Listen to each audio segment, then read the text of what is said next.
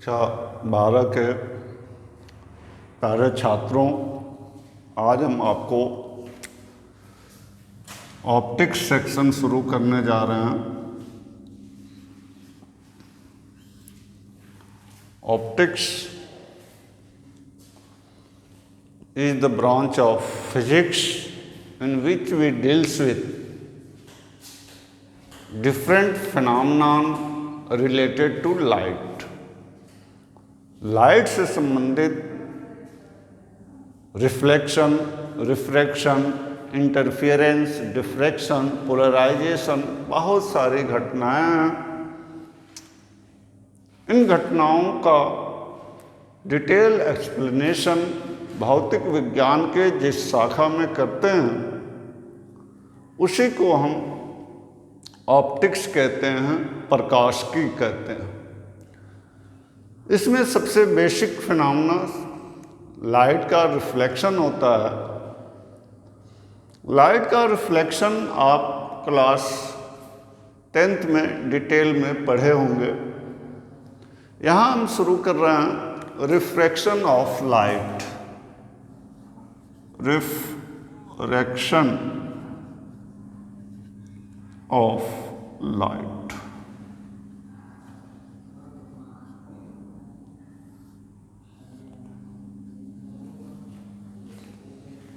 Refraction प्रकाश का एक ऐसी घटना है जिसे हम हिंदी में इसे अपवर्तन कहते हैं। अपवर्तन। आप जानते हैं जो मीडियम होता है, मीडियम दो तरह के होता है, एक ट्रांसपेरेंट, एक ओपेक मीडियम। पारदर्शी माध्यम वो माध्यम होता है जिसमें प्रकाश संचरण कर सकता है। तो ये अपवर्तन की घटना प्रकाश के संचरण के कारण ही संभव है। मान लेते हैं ये एक पारदर्शी माध्यम है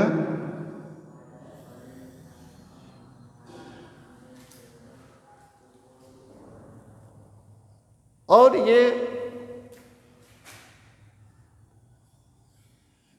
एक पारदर्शी माध्यम है, जैसे हवा हो गया, निर्वात हो गया, पानी हो गया।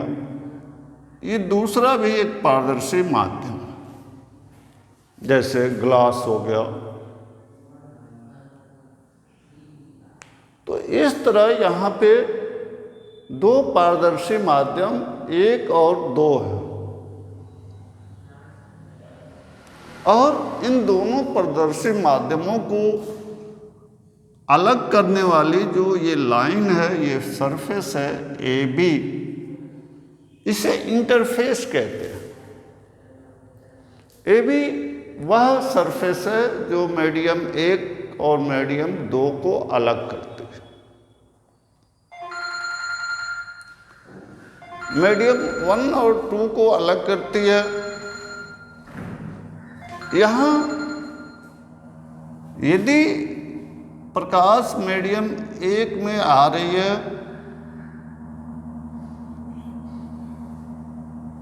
और यहाँ इस पॉइंट पर, इस इंटरफेस AB पर इंटरेक्ट हो रही है, मान लेते हैं ये पॉइंट P है। यानी लाइट रेस जब भी एक मीडियम में चलती है हमेशा स्ट्रेट पाथ को फॉलो करती है। ये स्ट्रेट पाथ है, लेकिन जैसे ही यहाँ इंटरेक्ट होती है दूसरे मीडियम पे, यहाँ मान लेते हैं कि ये इस पॉइंट P पर ये नॉर्मल है।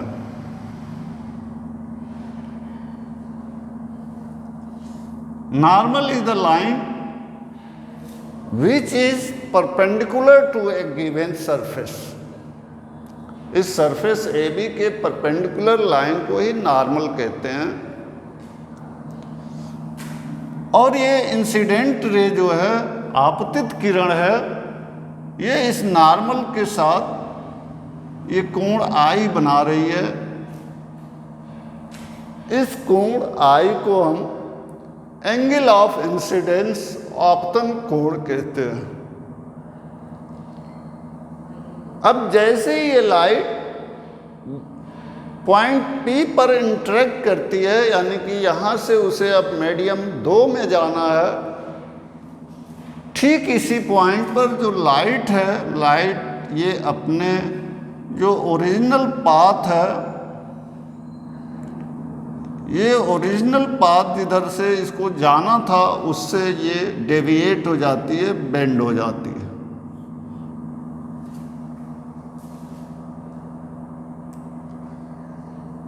ये लाइट अपने मार्ग से विचलित हो जाती है। जो उसका वास्तविक पाथ था, जो वास्तविक मार्ग था, उससे वो हट गई, विचलित हो गई। और दूसरे माध्यम में जो लाइट ये यहाँ पे है, इसको हम कहते हैं रिफ्रैक्टेड रे।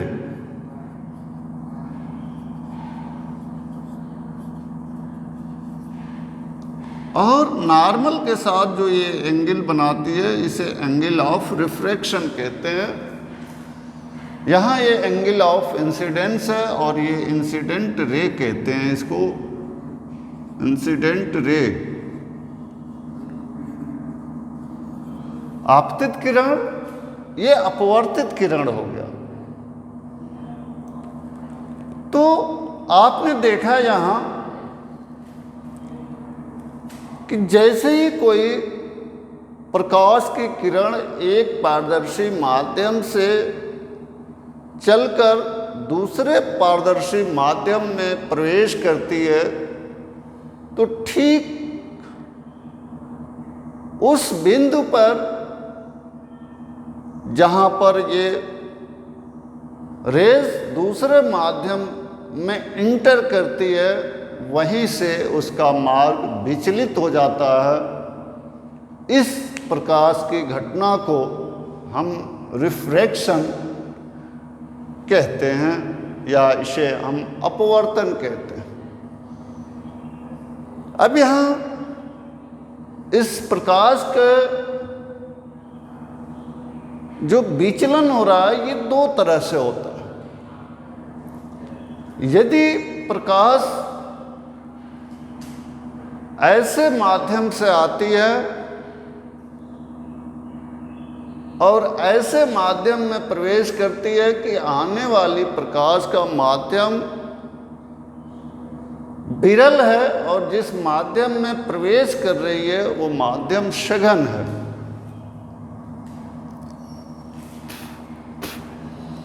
तो जब प्रकाश विरल माध्यम से सघन माध्यम में प्रवेश करेगी, तो वह नॉर्मल की ओर झुकती है, नॉर्मल की ओर बेंड होती है। और यदि सघन माध्यम से विरल माध्यम की ओर, यानी विरल माध्यम में प्रकाश प्रवेश करती है, तो वो बजाय नॉर्मल की ओर झुकने से ये नॉर्मल से और अधिक दूर हो जाती है, ऐसे चली जाती है।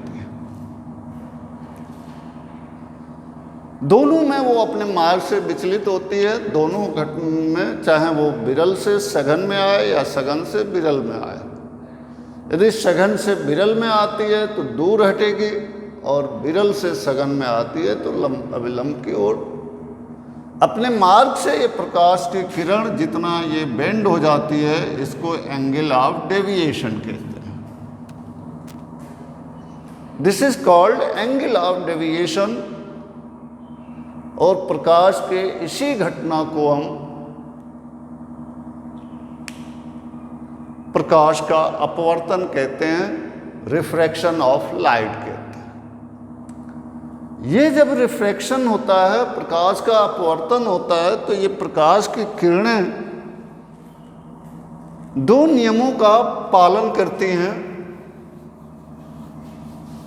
यहाँ ये जिन दो नियमों को पालन करती हैं, इसे हम अपवर्तन के नियम कहते हैं, law of refraction of light कहते हैं, ऑफ रिफ्रैक्शन ऑफ लाइट।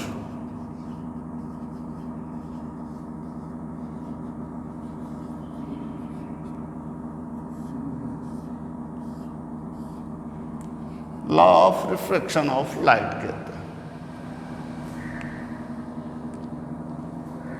इसमें पहला नियम ये है,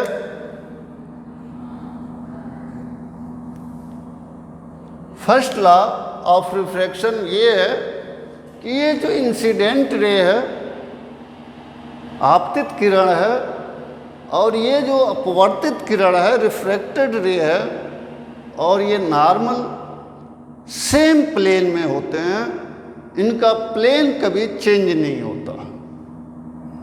यानी कि ऐसा कभी नहीं होगा कि इंसिडेंट रे एक प्लेन में आएगी और ये रिफ्रैक्शन के बाद ये दूसरे प्लेन में चली जाएगी। ऐसा कतई नहीं होगा, कभी नहीं होगा।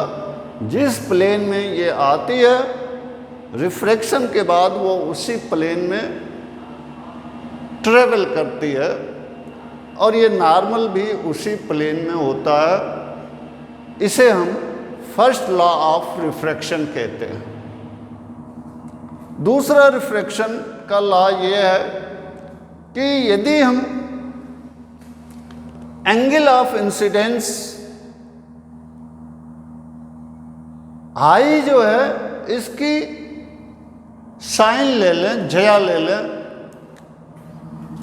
साइन आई, और एंगल ऑफ रिफ्रैक्शन का जया ले लें, इसकी साइन ले लें, तो sine i upon sine r, ये जो रेशियो होता है हमेशा कांस्टेंट होता है। This is always constant, and this constant is known as refractive index of this medium 2 with respect to 1। इसे हम उस ट्रांसपेरेंट मीडियम का अपवर्तनांक कहते हैं, और ये अपवर्तनांक मीडियम जिससे लाइट आ रही है उसके सापेक्ष जिसमें आ रही है उसका अपवर्तनांक, ये हमेशा नियत होता है sine i upon sine r. इसको सबसे पहले स्नेल्स नामक वैज्ञानिक ने प्रूव किया था, और इसलिए इस लॉ को हम स्नेल्स लॉ भी कहते हैं। स्नेल्स लॉ कहते हैं। तो यहां रिफ्रैक्शन के दो लॉ आपने देखा। पहला angle of incident ray, refracted ray and normal lies in the same plane, and